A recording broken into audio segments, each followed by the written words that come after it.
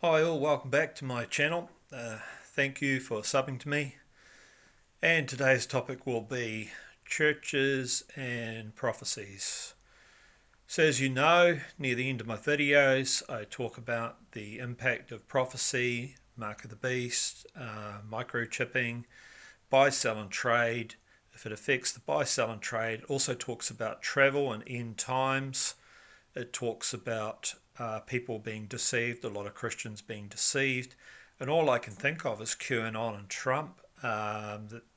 Maybe not so much Trump, but maybe QAnon will definitely be deception. Talking about trust the plan.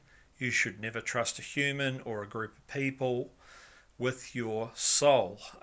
If you're going to fight for your soul, you need to do it with a bunch of people that are actually fighting, or you can do it on your own.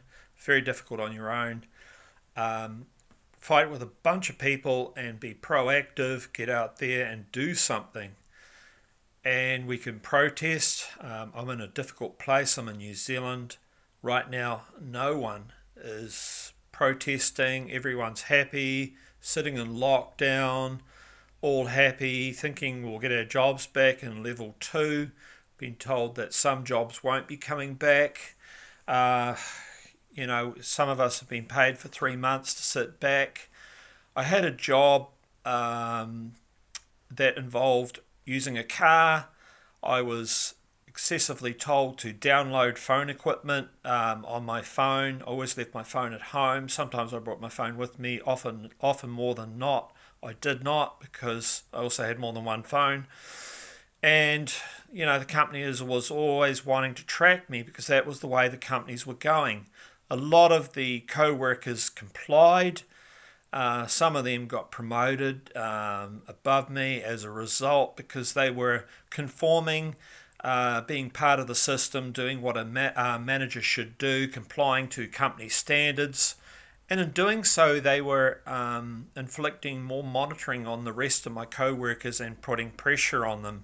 But at the end of the day, I was the stubborn guy, the one that did not accept the technology, did not sign the contracts, did not read the contracts that had nothing to do with that job, and was about sitting in an office. And we did not have an office job at all. We never sat in an office. We did our pay sheets, our time sheets. That was it. We worked in our cars pretty much. And, that kind of job is under threat because they want to shut that job down, and if they're going to restart it, they want a bunch of people that are happy to be tracked and followed and tagged.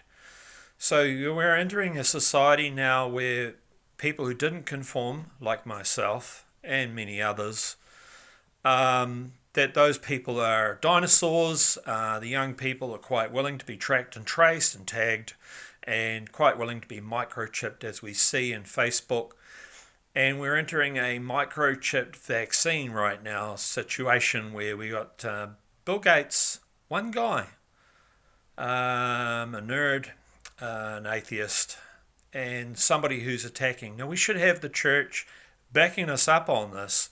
We should have the churches telling us to come back, telling us to come into the church, telling us to worship. We have people that probably would want to turn to God, can't come to church because churches are closed, they've closed the doors. This would be the time to have the church doors opened. This would be the time to welcome a new flock, welcome people together, worship God and praise and the power of God. And, I was watching someone else's Rayleigh live, and this is what he was saying. And it's true. I'm not copying him. I have been known to attack the church before in Facebook, not so much in YouTube.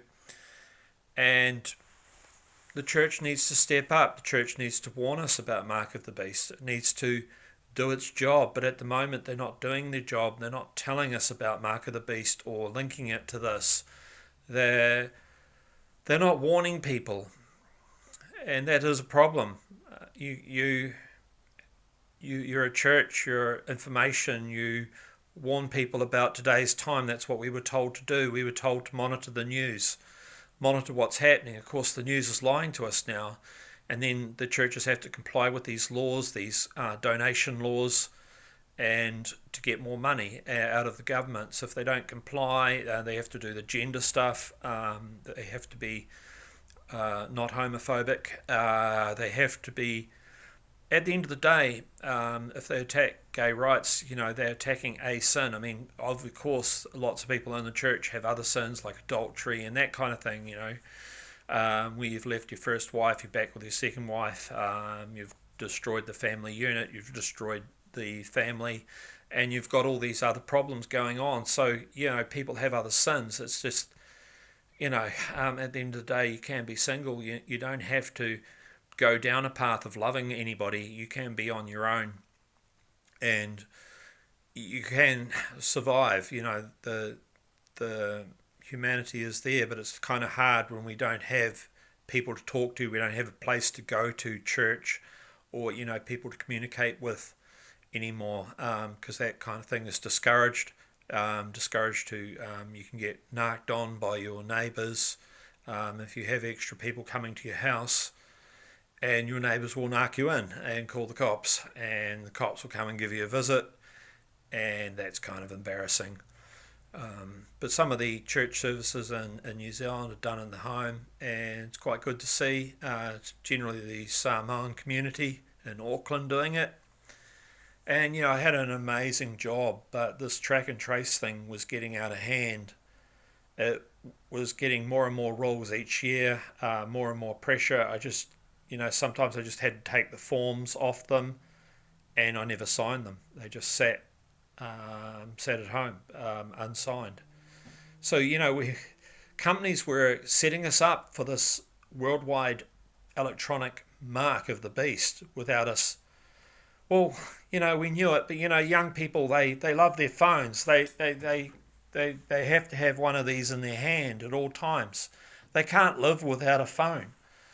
So they want to have online lives because they want to be recognised as a human by these companies. They want to be important. They want to be the kid with the electronic means, the expertise using electronics in the company. We live in the society now.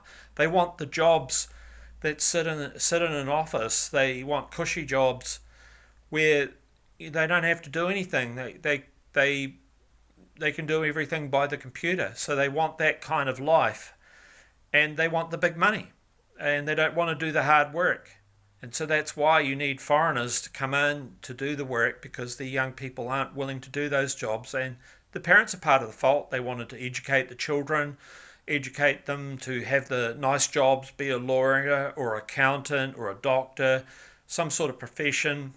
And, if you're not that, be a policeman or a nurse, or, anything that doesn't involve real hard work like farming or, picking up the rubbish bags, or being a care worker, looking after disabled people and doing the cooking and cleaning of their bodies, which is a really, really hard job to do. So you have the foreigners needed to do those jobs. And so we're in this situation now where we won't allow people to come into our country, but we have these unnecessary jobs now. So we've been turfed out of our careers. We're the older ones. Not our fault that the young wouldn't do the general jobs at the bottom. So that will be left to the people that are in the non-important jobs to get back into those jobs again, or just people just sit on the unemployment service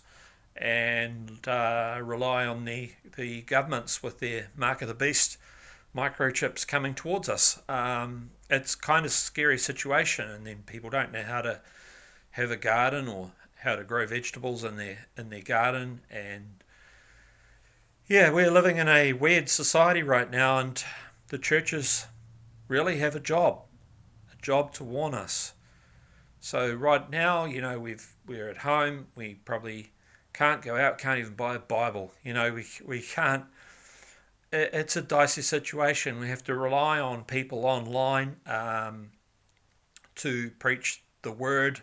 We can go to an online church service, which is ridiculous. We shouldn't. We were trying. Well, we left our online lives, a lot of us, to the workplace. For me, I was lucky, but a lot of us did, and then we could go back to a life of actual living without the computer. But now they're trying to make the computer part of our life, part of the process of talking and communicating with everybody, and that's what YouTube's about. And sadly, I'm part of that system. Anyway, thank you for those who are subbing to me, and more support in here would be great. LBRY, I'm in there too. It's like Bitcoin currency. You subscribe to me there would be great. I'm not monetized. This is pure voluntary, and all I can say is the good news of the Bible. We need to get back to Jesus the Lord and God. Thank you all. Bye.